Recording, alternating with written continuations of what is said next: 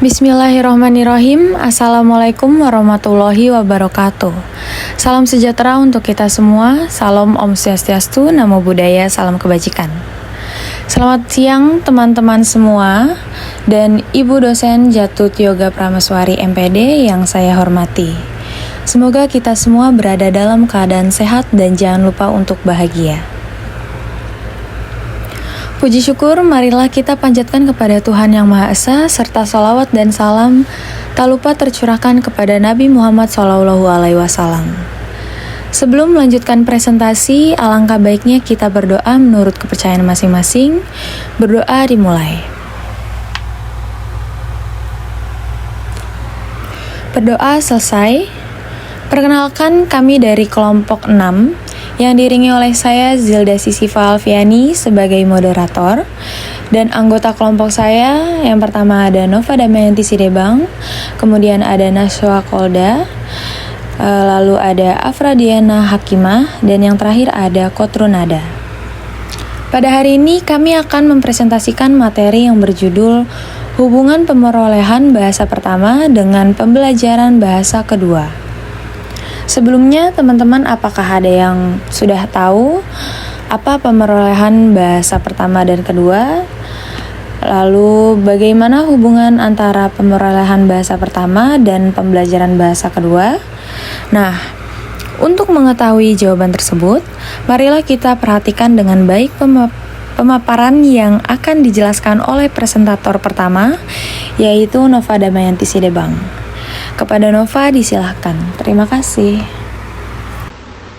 Baik, terima kasih Saudari Zilda. Sekarang kita memasuki materi pengertian pemerolehan bahasa pertama dan kedua. Ada dua pengertian pemerolehan bahasa. Pertama, pemerolehan bahasa mempunyai permulaan yang mendadak atau tiba-tiba.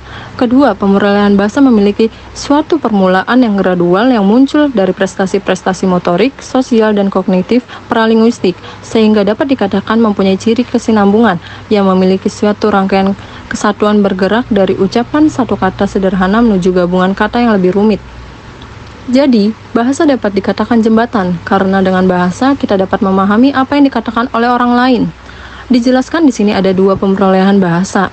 Pemerolehan bahasa pertama, atau yang biasa disebut bahasa ibu, terjadi bila anak sejak semula tanpa bahasa, kini telah memperoleh satu bahasa. Pemerolehan bahasa pertama sangat berpengaruh pada kognitif dan perkembangan sosial anak.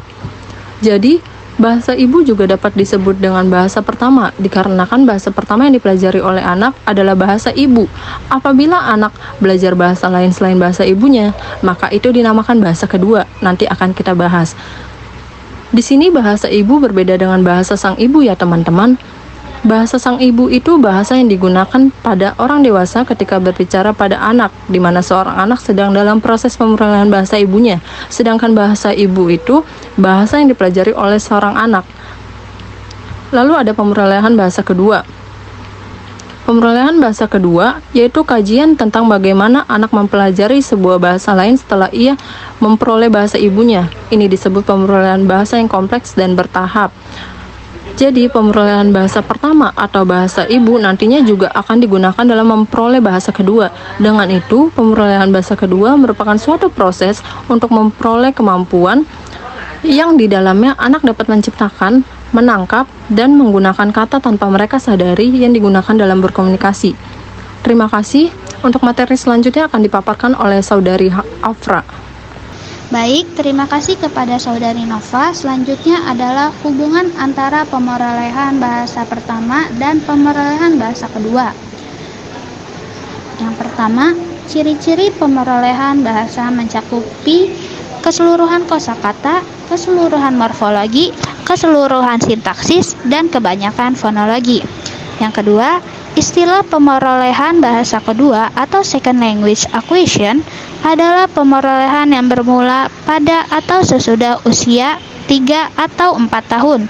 Ada pemerolehan bahasa kedua anak dan pemerolehan bahasa kedua orang dewasa. Ada 5 hal pokok berkenan dengan hubungan pemerolehan bahasa pertama dan pemerolehan bahasa kedua, yaitu pertama, Pemerolehan bahasa pertama adalah proses di mana anak memperoleh bahasa pertamanya, sedangkan pemeroleh bahasa kedua terjadi setelah anak menguasai bahasa pertamanya. Yang kedua, pemeroleh bahasa pertama menjadi dasar bagi pemeroleh bahasa kedua. Anak yang telah menguasai bahasa pertamanya akan lebih mudah mempelajari bahasa kedua. Yang ketiga, proses pemerolehan bahasa pertama dan bahasa kedua memiliki beberapa perbedaan.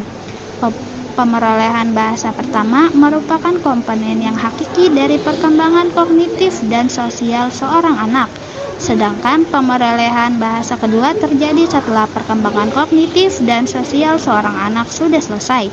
Selain itu, pemerolehan lafal dalam bahasa pertama dilakukan tanpa kesalahan, sedangkan dalam bahasa kedua jarang terjadi kesalahan.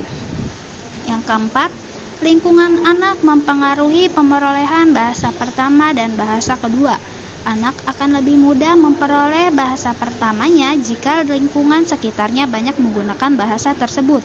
Sementara itu, lingkungan sekolah menjadi lingkungan tempat pemerolehan pengetahuan sekaligus pendidikan bagi anak, dan dapat meningkatkan kemampuan awal membaca dan menulis. Yang terakhir, yang kelima, pemerolehan bahasa pertama dan bahasa kedua berkaitan erat dengan kemampuan reseptif dan produktif. Baik, selanjutnya akan dilanjutkan oleh presentator ketiga kepada Nashwa, dipersilahkan. Baik, terima kasih Afra atas pemaparannya. Di sini saya akan melanjutkan pembahasan tentang perbedaan antara pemerolehan bahasa pertama dengan pembelajaran bahasa kedua. Perbedaan antara proses pemerolehan bahasa pertama dengan bahasa kedua terletak pada cara mendapatkannya. Pemerolehan bahasa pertama didapatkan secara alamiah melalui lingkungan keluarga. Lain halnya dengan pemerolehan bahasa kedua. Bahasa kedua didapat dengan dua cara, yakni dengan cara alamiah dan dengan cara terpimpin. Terdapat perbedaan dalam proses belajar bahasa pertama dan bahasa kedua.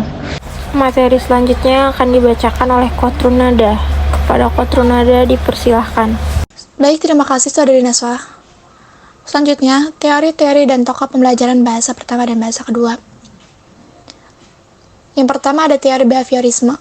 Teori ini menyorot aspek perilaku kebahasaan yang dapat diamati langsung dan hubungan antara rangsang, stimulus, dan reaksi, respon, BV.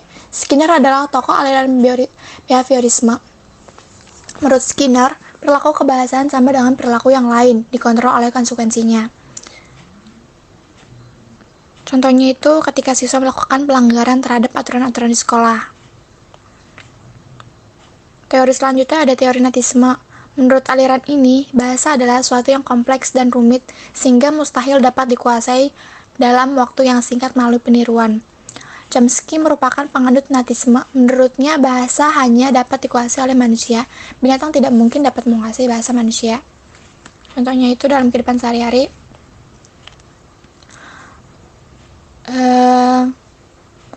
Seorang anak yang mirip dengan orang tuanya, baik secara fisik ataupun bakat-bakat yang diwarisi oleh orang tua. Penerapan aliran natisme ini contohnya pada jenjang sekolah dasar, yakni pada saat teks atau seleksi masuk untuk mengikuti program ekstrakurikuler. Terus yang ketiga ada teori kognitisme. Menurut teori ini, bahasa bukanlah suatu ciri alamiah yang terpisah, melainkan salah satu di antara beberapa kemampuan yang berasal dari kematangan kognitif. Contohnya itu ada kayak guru ketika menggunakan bahasa yang mudah dipahami oleh peserta didik serta memberi ruang bagi mereka untuk saling berbicara serta diskusi sama teman-temannya. Yang terakhir ada teori interaksionisme.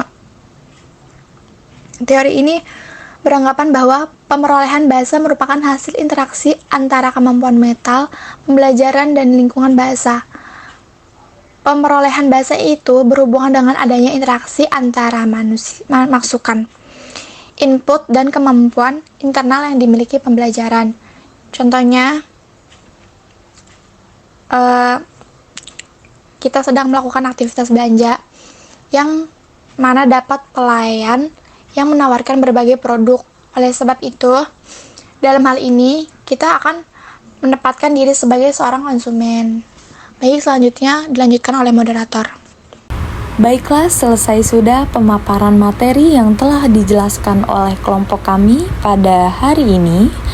Saya Zilda Sisifa Alfiani sebagai moderator, dan terima kasih kepada Nova Damayanti Sidebang, Naswa Holda, Afra Diana Hakimah, dan Kotrunada sebagai presentator.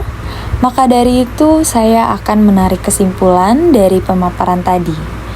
Kesimpulannya adalah hubungan antara pemerolehan bahasa pertama dan bahasa kedua ialah bahasa pemerolehan bahasa pertama merupakan komponen yang hakiki dari perkembangan kognitif dan sosial seorang anak. Sedangkan pemerolehan bahasa kedua terjadi sesudah perkembangan kognitif dan sosial seorang anak sudah selesai. Seperti dalam teori behaviorisme, pandangan ini menekankan bahwa proses penguasaan bahasa dikendalikan dari luar, yaitu lingkungan, masyarakat. Dalam hal ini, semua pengetahuan dalam bahasa merupakan hasil dari integrasi peristiwa-peristiwa linguistik yang dialami dan diamati manusia. Sekian dari kelompok kami. Mohon maaf bila ada kekurangan dan salah kata dari kami. Wassalamualaikum warahmatullahi wabarakatuh.